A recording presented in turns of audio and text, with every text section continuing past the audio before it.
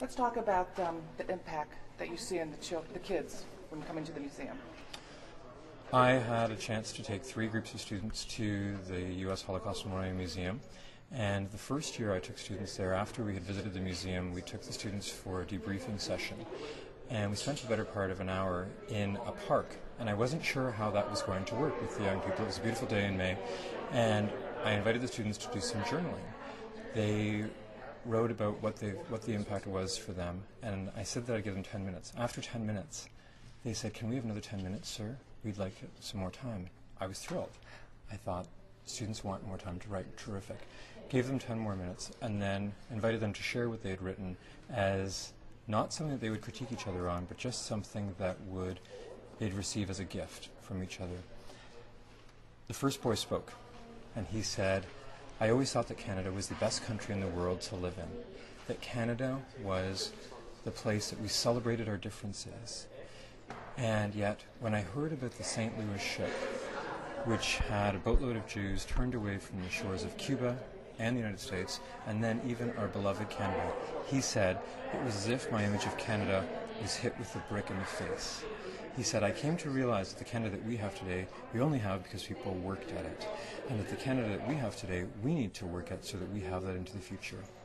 After he finished speaking, I didn't know how the other students would respond. There was a moment of silence, and then another boy, who would have been the least likely boy to do this, started to applaud, and the other students applauded as well. And it wasn't a yippee applause, but rather it was an acknowledgement that he had shared something painful, that he had shared something at the core of who he was. And then after each other student spoke, the same type of applause happened.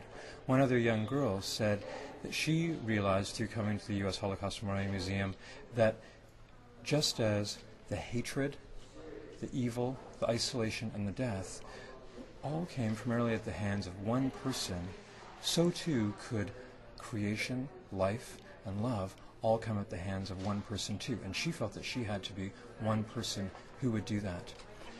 The students also, through coming to the U.S. Holocaust Memorial Museum, get a sense that they need to do something to make the world a better place. They begin to actualize Marshall McLuhan's vision of the global village. I remember students, after going to the U.S. Holocaust Memorial Museum the first time, they came back to the school, and it was only about 2 weeks before their exams, and they said that they had heard about the situation happening in Darfur, and that they wanted to do something about it. And so they started to raise funds for the people struggling in Darfur. And when I asked them why they didn't just wait to do that during the next school year or after the exams were done, they said that the people who were in Darfur were suffering too much, and that their suffering couldn't be put on hold because they had exams. The museum challenges the young people to really claim their prophetic voice, to people who recognize Margaret Mead's call to never doubt that a small group of thoughtful, committed citizens can change the world, because that's the only thing that ever has. And the young people, when they come to the U.S. Holocaust Memorial Museum, they realize that they can be a part of those small groups. I know that the Canadian Museum for Human Rights will have a tremendous impact on all the young people who walk through the doors of the museum. It will encourage those young people to recognize that the situations that are happening in Darfur are not happening to some other, but they're happening to their own sisters and brothers. It will encourage the young people to recognize that they need to create ripples of goodness, and not just for celebrity young people like Craig Kielburger, but the thousands of young people who will walk through the doors, that they can do that they can create a world where hatred and evil doesn't have the last word, that they can be part of the message, part of the change that they want to see.